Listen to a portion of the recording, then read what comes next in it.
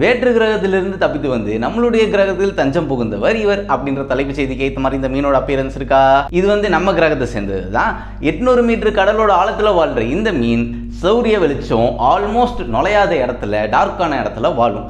இதோட வினோதம்னு கேட்டிங்கன்னா நான் சொல்லி தான் தெரியணுமா?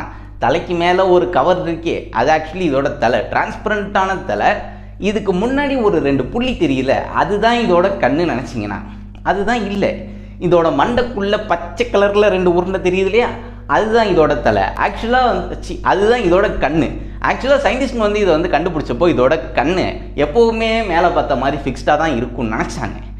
ஒரு சில வருஷம் வரைக்கும் சில ரிசர்ச்சர்ஸ் வந்து இந்த நம்பிக்கையை பிரேக் பண்ணுற விதமாக இந்த மீன் வந்து இறைய வந்து நோட்டின உரத்துக்காக மேலே பார்த்துருக்கும், இறைய பார்த்தோன்னா டக்குன்னு கண்ணை முன்னாடி பார்க்கும் அப்படின்றத நிரூபித்தாங்க.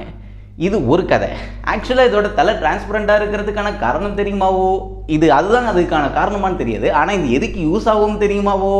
ஜெல்லி ஃபிஷ் அந்த இறையை சாப்பிட போகும்போது ஜெல்லி ஃபிஷ்ஷுக்கிட்டேருந்து இந்த இறையை பிடுங்கி சாப்பிட்றதுக்காக இந்த மீன் தன்னோட தலையை டிரான்ஸ்பரண்ட்டாக வச்சுருக்கு அப்படின்னு நான் சொன்னால் நீங்கள் நம்பணும். இது அதுக்கு தான் வச்சுருக்கானே எனக்கு தெரியல. பட் ஆனால் இது அதுதான் யூஸ் ஆகுது. எதுக்காக இதோட தலை டிரான்ஸ்பரண்ட்டாக இருக்கணும் அதுக்காகன்னு கேட்டிங்கன்னா ஜெல்லி ஃபிஷ்ஷோட டென்டாக்கல்ஸ்லேருந்து தன்னோட கண்ணை பாதுகாக்கிறதுக்காக.